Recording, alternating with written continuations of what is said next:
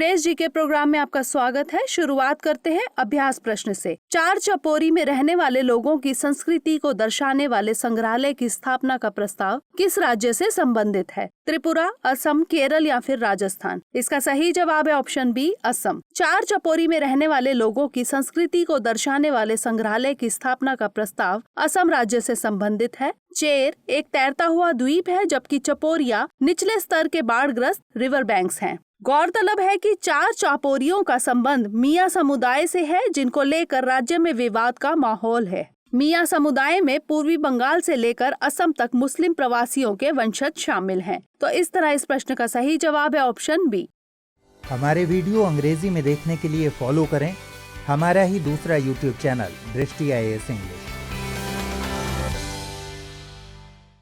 बढ़ते हैं आज के सेशन की ओर। आज का पहला प्रश्न है, खेल मंत्री किरेन रिजिजू ने किस स्पोर्ट्स इंस्टीट्यूट में औपचारिक रूप से पुनः डिजाइन किए गए डिप्लोमा कोर्स का उद्घाटन किया? Indira Gandhi Institute of Physical Education and Sports Science, Netaji Subhash National Institute of Sports, Army Sports Institute Pune या फिर National Institute of Sports Training? इसका सही जवाब है option B, Netaji Subhash National Institute of Sports. खेल मंत्री किरेन रिजिजू ने Netaji Subhash Institute of Sports में औपचारिक रूप से पुनः डिजाइन किए गए डिप्लोमा कोर्स का उद्घाटन किया। NSINS पटियाला में स्थित देश के प्रमुख संस्थानों में से एक है। यह उद्घाटन आभासी सत्र द्वारा किया गया और इसमें भारतीय रेल प्राधिकरण के महानिदेशक, साई के उच्च प्रदर्शन निदेशक, ASI पटियाला और देश भर के कई एथलीटों ने इसमें हिस्सा लिया। इसका उद्देश्य वैश्विक खेल पारिस्थितिकी तंत्र की संरचना को विकसित करना है और खेल से जुड़े लोगों को आर्थिक बेहतरी प्रदान करना है। तो इस तरह इस प्रश्न का सही जवाब है ऑप्शन बी।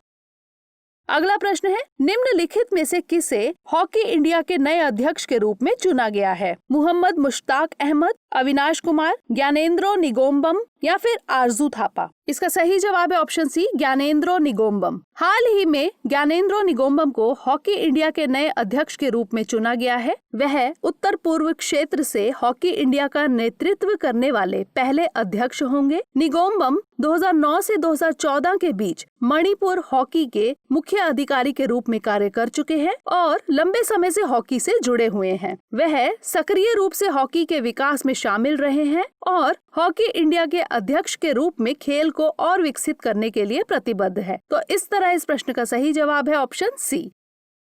अगला प्रश्न है, हाल ही में भारतीय वैज्ञानिकों ने किसके शेल्स का उपयोग कर पर्यावरण के अनुकूल एक स्मार्ट स्क्रीन विकसित की है? चुकंदर, मूंगफली, अनार या फिर बादाम? इसका सही जवाब है ऑप्शन बी, मूंगफली। हाल ही में भारतीय वैज्ञानिकों ने मूंगफली के शेल्स का उपयोग कर पर्यावरण के अनुकूल एक स्मार्ट स्क्रीन विकसित की है। यह विशेष स्क्रीन गोपनीयता बनाए रखने में मदद करने के साथ साथ ऊर्जा संरक्षण और एयर कंडीशनिंग लोड को कम करने में मदद कर सकती है। इसे सेंस यानी centre for nano and soft matter sizes और विज्ञान एवं प्रौद्योगिकी विभाग के एक स्वायत्त संस्थान द्वारा विकसित किया गया है। अप्लाइड फिजिक्स लेटर्स के अनुसार यह डिवाइस उस सिद्धांत को नियोजित करता है जो सर्दियों में कोहरे का कारण बनता है। स्मार्ट स्क्रीन अनुप्रयोग में लिक्विड क्रिस्टल अणु को एक बहुलक मैट्रिक्स में सीमित किया गया था। तो इस तरह इस प्रश्न का सही जवाब है ऑप्शन बी।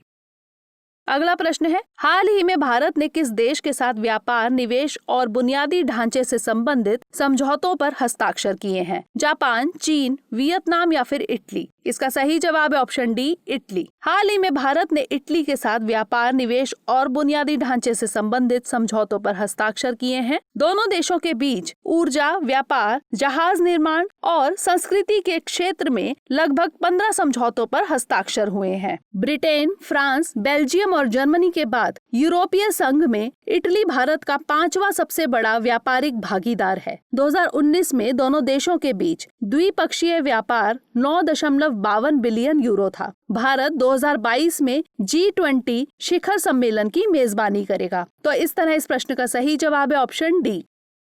अगला प्रश्न है, हाल ही में वैज्ञानिकों ने किस देश में बड़े पैमाने पर 500 मीटर लंबे कोरल रीफ की खोज की है? न्यूजीलैंड, ऑस्ट्रेलिया, भारत या फिर चीन? इसका सही जवाब है ऑप्शन बी, ऑस्ट्रेलिया। वैज्ञानिकों ने ऑस्ट्रेलिया के ग्रेट बैरियर रीफ में बड़े पैमाने पर 500 मीटर लंबे अलग कोरल रीफ की खोज की है। यह 120 वर्षों में पहली बार खोजा गया है। खोजी गई नई रीफ का केवल 40 मीटर हिस्सा समुद्र की सतह से नीचे है। नई खोजी गई रीफ दुनिया की अन्य 7 लंबी अलग की गई रीफों में शामिल है। आपको बता दें कि यह रीफ संयुक्त राज्य अमेरिका की एम्पायर स्टेट बिल्डिंग से लंबा है। तो इस तरह इस प्रश्न का सही जवाब है ऑप्शन बी। अगला प्रश्न है, हाल ही में किस मैसेजिंग ऐप को अपनी यूनिफाइड पेमेंट्स इंटरफेस यानी यूपीआई सेवा पर लाइव जाने के लिए national payments corporation of India यानी एनपीसीआई से मंजूरी मिल गई है? टेलीग्राम, शेयर चैट, लाइन या फिर व्हाट्सएप? इसका सही जवाब है ऑप्शन डी, व्हाट्सएप। हाल ही में मैसेजिंग ऐप व्हाट्सएप को अपनी यूनिफाइड पेमेंट्स इंटरफेस यानी यूपीआई सेवा पर लाइव जाने के लिए मंजूरी मिल गई है। व्हाट्सएप को यह मंजूरी national payments corporation of India यानी एनपीसीआई ने प्रदान की है। इसे व्हाट्सएप के नए फीचर व्हाट्सएप पे के जरिए शुरू किया जाएगा। इसके लिए व्हाट्सएप ने ICICI bank, Indian bank, axis bank, HDFC bank, भारतीय स्टेट बैंक जैसे 5 बैंकों के साथ पार्टनरशिप की है। इन 5 बैंकों के अलावा जियो पेमेंट बैंक को भी इसमें शामिल किया गया है। तो इस तरह इस प्रश्न का सही जवाब है ऑप्शन डी। अगला प्रश्न है, हाल ही में किस देश ने अर्जेंटीना के 10 उपग्रहों के साथ कुल 13 उपग्रहों को सफलतापूर्वक लॉन्च किया? चीन, अमेरिका, उत्तर कोरिया या फिर जापान? इसका सही जवाब है ऑप्शन ए, चीन। हाल ही में चीन ने अपने एक ही रॉकेट से अर्जेंटीना के 10 उपग्रहों के साथ कुल 13 उपग्रहों को लॉन्च किया है। यह चीन द्वारा विदेशी उपग्रहों का सबसे बड़ा प्रक्षेपण माना जा रहा है। इन उपग्रहों को लॉन्ग मार्च 6 वाहक रॉकेट यानी लॉन्ग मार्च 6 कैरियर रॉकेट से लॉन्च किया गया। यह लॉन्ग मार्च श्रृंखला का 351वां उपग्रह प्रक्षेपण था। आपको बता दें कि चीन ने 1960 में अपना पहला रॉकेट लॉन्च किया था। तो इस तरह इस प्रश्न का सही जवाब है ऑप्शन ए।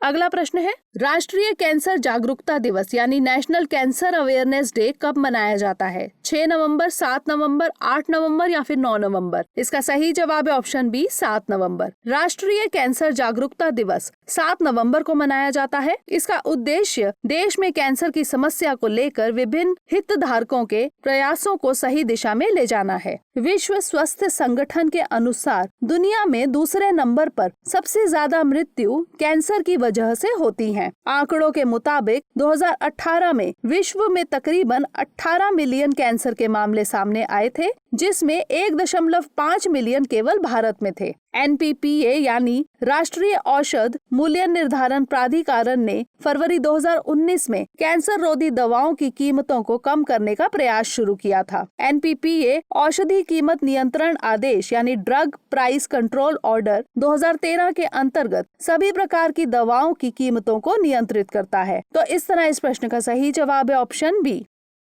अगला प्रश्न है, किस भारतीय प्रौद्योगिकी संस्थान द्वारा भारत तीर्थ नामक अंतर्राष्ट्रीय वेबिनार का आयोजन किया जा रहा है? IIT Madras, IIT Kharagpur, IIT Delhi या फिर आईआईटी कानपुर? इसका सही जवाब आईआईटी खड़गपुर। केंद्रीय शिक्षा मंत्री रमेश पोखरियाल ने घोषणा की है कि आईआईटी खड़गपुर में भारतीय ज्ञान प्रणाली के लिए एक उत्कृष्टता केंद्र यानी centre of excellence for Indian knowledge system स्थापित किया जाना है। उन्होंने भारतीय प्रौद्योगिकी संस्थान खड़गपुर द्वारा आयोजित भारत तीर्थ नामक अंतर्राष्ट्रीय वेबिनार का उद्घाटन भी किया है। भारत तीर्थ नामक अंतर्राष्ट्रीय वेबिनार का आयोजन 6 से 8 नवंबर के बीच किया जा रहा है। तो इस तरह इस प्रश्न का सही जवाब है ऑप्शन बी।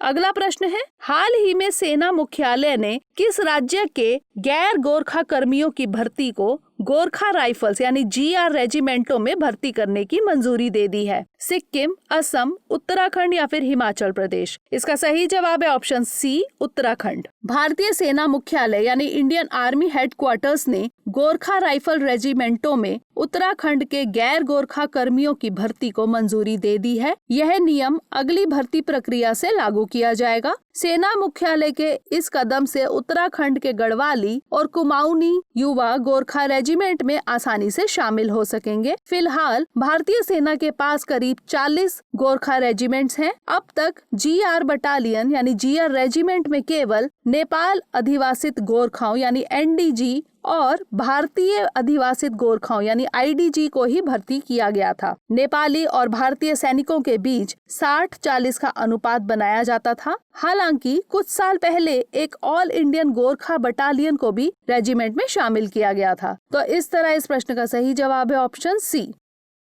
बढ़ते हैं आज के अभ्यास प्रश्न की ओर। किस भारतीय राज्य में सब्जियों और फूलों के लिए एक Indo Dutch centre of excellence यानी COE खोला गया है? तमिलनाडु, केरल, राजस्थान या फिर गुजरात? इसका उत्तर हमें कमेंट सेक्शन में जरूर भेजिएगा। अगले सेशन में नए प्रश्नों के साथ मिलेंगे। तब तक के लिए धन्यवाद।